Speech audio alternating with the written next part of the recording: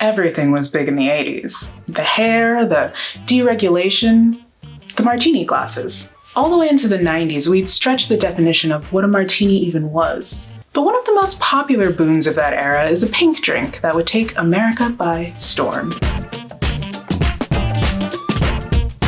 The earliest Cosmopolitan was actually a whiskey drink. We get a gin version in the 30s that's closer to what we know today. You get the pinkness from raspberry syrup instead of cranberries. Ocean Spray made a harpoon cocktail in the 60s that didn't really take off. We finally get to the 70s in Minnesota, where college kid Neil Murray marries a kamikaze with a Cape Cod. Neil originally didn't even get his bartending job because he's black. The bookkeeper snuck him in while the managers were away for a long weekend. He became well-liked by patrons and good enough at bartending in those 4 days that his bosses couldn't find a reason to fire him. On Slow Day, he experimented with this drink, and a customer who witnessed it remarked on how cosmopolitan it was. Neil traveled often and ordered the drink all over the country. After leaving a brief political career, he went back to school for psychology in San Francisco.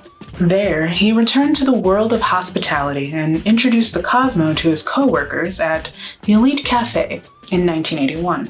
Years later, Neil would make a rum riff, the Barbados Cosmo, at the Fog City Diner, which remains a well-loved drink. By all accounts, if you were gay in 1980 San Francisco, you were drinking Cosmos by the buckets. But many of the bars and restaurants offering them were using fairly low-quality ingredients. Basically, the Cosmo was primed for a glow-up. Then there's Patrick "Patty" Mitten, who fled San Francisco after losing friends and his partner to the AIDS epidemic. In New York, at the Life Cafe, yes, that Life Cafe, he taught his coworkers about the pink drink that had San Francisco in a chokehold. One of those coworkers was Melissa Huffsman-Roth, who would later introduce the Cosmo to her boss at Odeon. Absolute Citron had just come out, so she swapped that in as well as fresh lime juice instead of Rose's cordial. Also at Odeon, though initially a waiter, was Toby Cecchini. Yeah, this is the man widely credited with creating the modern Cosmo. Over the decades, his story's changed a few times. Years are tricky with any cocktail, but other details keep getting lost. At first, he didn't want to claim that he invented it, but increasingly, he doesn't correct people who say he did. Sometimes he says he worked on it with Melissa, other times she's just some girl he worked with who told him about a popular drink in San Francisco, a girl who had more bartending experience than him at the time, but I digress. He's also the only person connected with a Cosmo who ever mentions grenadine as a part of any version.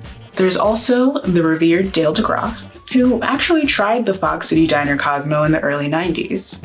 Back in New York, at the Rainbow Room, he fine-tuned the more popular modern ratios for the drink, and added a flaming orange peel.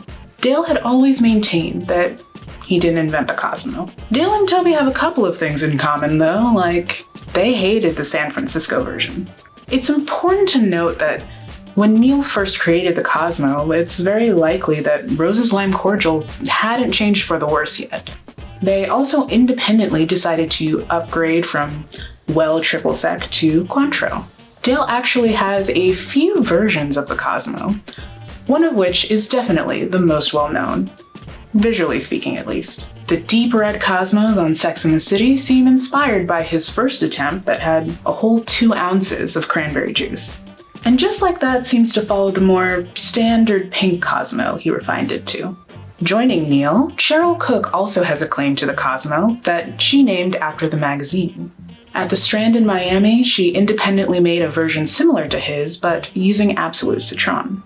The Sex and the City costumers were regulars, so later on Cheryl assumed it was her pretty in pink drink that was beaming into everyone's homes. The one thing most of these bartenders can say is that they definitely served Madonna a Cosmo. Once the 90s hit, everyone started making them and ordering them. It quickly got to the point where bartenders were sick of these things.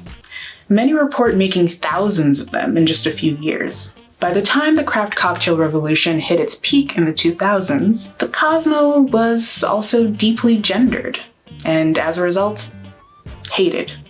Nowadays, we're starting to not take drinks so seriously. Sure, there's still some men who won't drink out of stemware because it's girly, but they'll come around eventually. Or die alone. Cheers. I'm not even gonna do a silly little coda. This episode is brought to you by the incredible research of mixology professional Cheryl Charming. If you want to dive even deeper, a link to her Cosmo findings is in the description. Clink responsibly.